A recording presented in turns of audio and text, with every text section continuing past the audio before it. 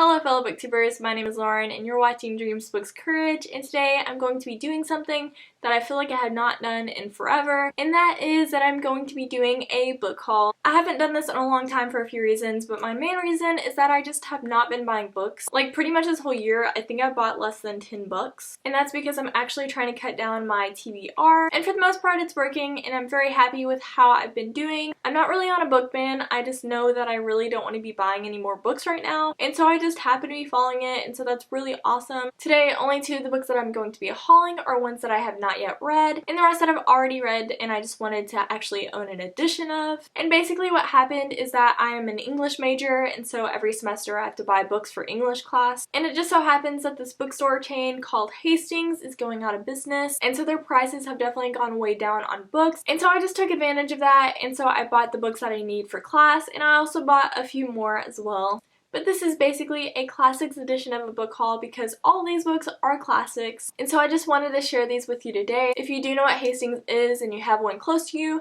definitely go and check out their book prices because they're all discounted, and so it's just the perfect excuse to go buy some more books. Now let's go ahead and get into the books that I bought in the month of August. So this first book is the only one that I did not actually buy at Hastings. I bought it at Half Price Books. And I basically just bought it because I could not resist this edition. I just think it's so beautiful. And that is Frankenstein by Mary Shelley. And this is a Pulp Classics edition, and I love these editions so much. I think I want to collect all of the Pulp Classics editions because I just love these covers so much. I actually did have to buy this because I'm reading it for one of my classes this semester, and I've already read Frankenstein, so this will be a reread for me. But I just love this edition so much because it makes him look like he's a 50s biker and like he belongs in the musical Grease, and that is just so hilarious to me. On the front it says, "This kid was born on the wrong side of the lab." And on the back side it gives quite a funny description, and so I'll just use that description to tell you guys a little bit about Frankenstein. It says, "Frankenstein's monster is on the rampage, terrorizing the locals, unleashing murderous hell,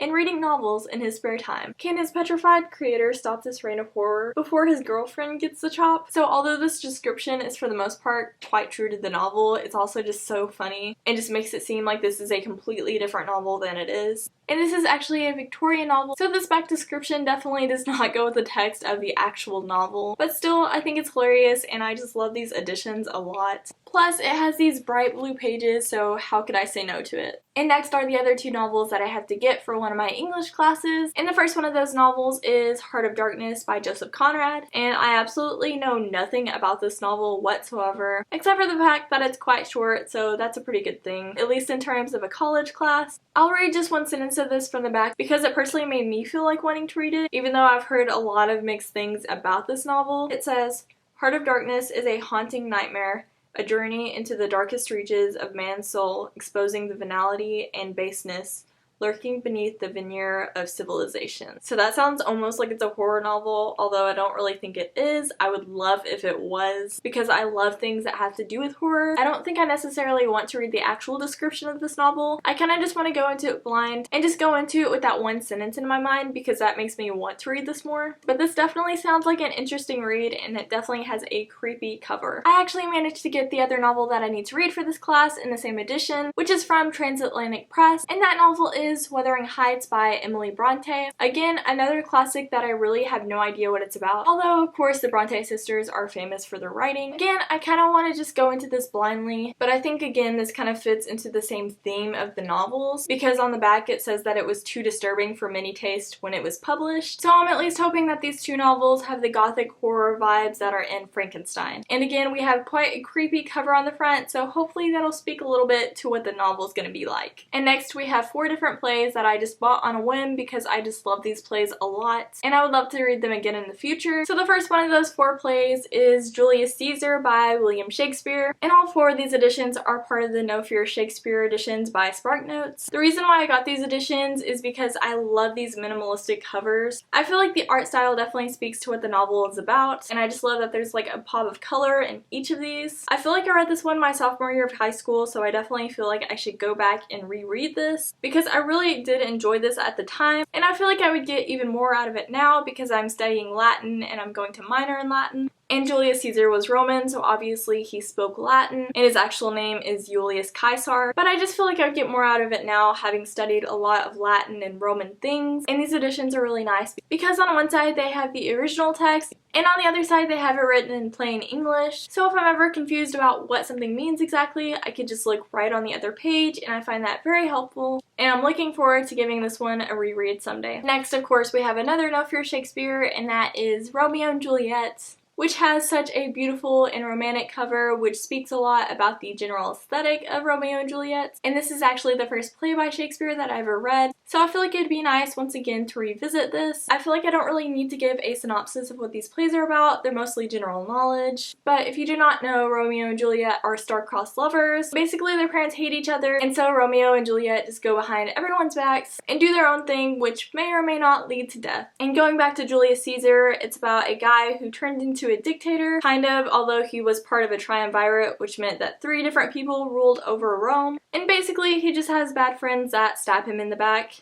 which should may or may not be taken literally. And then I have Macbeth, and I'm pretty sure I read this one my junior year of high school. I really enjoy this cover once again. I feel like it has that creepy vibe, and it features the 3 witches from the play. Honestly, I can't really remember what this one is about for some reason, although I do remember enjoying it at the time that I read it. There are just so many things that happen within this play, and it features witchcraft, and I don't really remember very much else besides that. But maybe you should just go into this play without knowing too much. But this is definitely a must-read Shakespeare play. And then last but not least, I have Hamlet, which is my favorite play by William Shakespeare, and coincidentally is also his longest play. Although, of course, all plays by Shakespeare are 5 acts long. As you can tell by the nice man on the cover holding a knife, this is just a very romantic play about I don't even know. I can't even finish that. I feel like you can obviously guess that this one is a tragedy. And within one of the acts, it's just basically like 2 pages of people dying. It's kind of like Game of Thrones before there was a Game of Thrones. But anyways, this is such a great read. I really enjoyed it. And I actually read this my senior year of high school. I really love this play, and I definitely look forward to reading it again. Again, this is a must-read for Shakespeare. I would say it's #1 in must-reads. If you like court politics, this is definitely the place to start with Shakespeare. Although if you know how his tragedies go, it does not end up well. So those are all the books that I have bought so far in the month of August, and hopefully that'll be all that I buy in the month of August. I am pre-filming a lot of videos, so whenever you're going to be watching this video, I'll actually be at college and not in my room, but I would love to know what you're reading this semester for college, or high school, or whatever grade you're in, or if you're out of school already, just tell me what you're currently reading.